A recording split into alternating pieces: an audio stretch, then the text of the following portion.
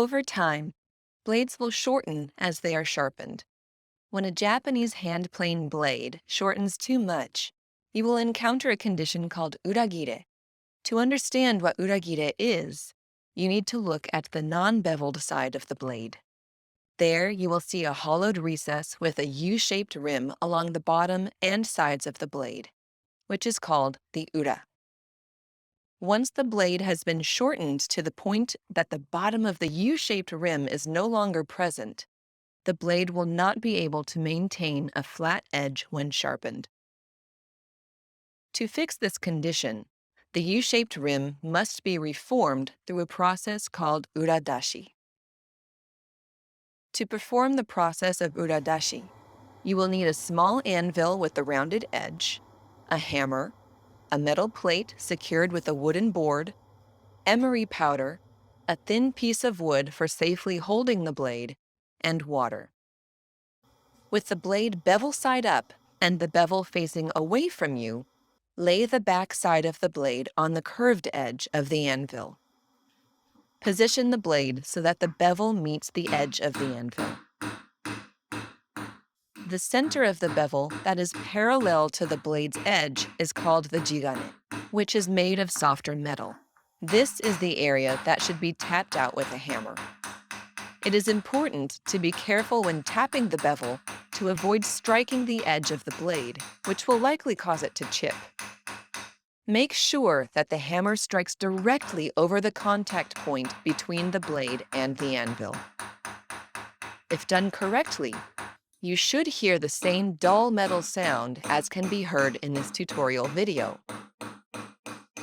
This sound indicates that you are tapping the correct location on the bevel. It is also important to avoid tapping one spot at a time. Instead, tap evenly across the blade's bevel. However, if the U-shaped rim, or ura, on the non-bevel side of the blade is only partially missing, you should focus on tapping the area that needs reshaping.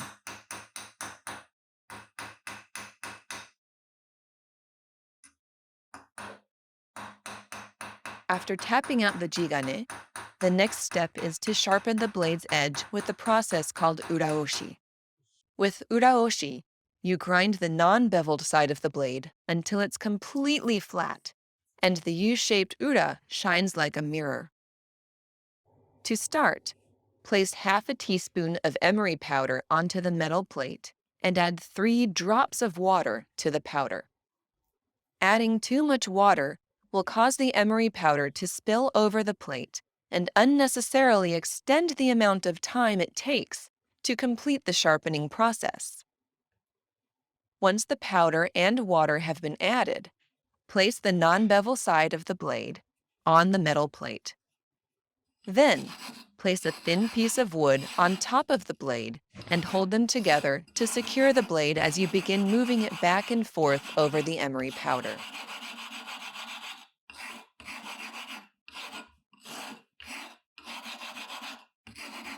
Continue to grind the blade with a back and forth motion, using all areas of the metal plate, and make sure that there is absolutely no gap between the blade and the plate during this process. Keep grinding until the sound completely disappears and the emery powder is dry.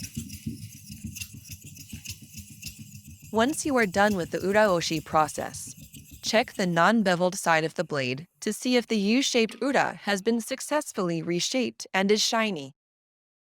If the ura is not smooth and shiny, then start the Ura-oshi process over again by adding more emery powder and water to the metal plate and grinding the blade until you achieve the desired results. If, after continuing the grinding process for a while, you are still not able to form the U-shaped rim on the non-beveled side of the blade, then it's likely that the initial reshaping process was not done enough. If that is the case, you will need to go back to the reshaping stage and tap out the jigane some more with a hammer.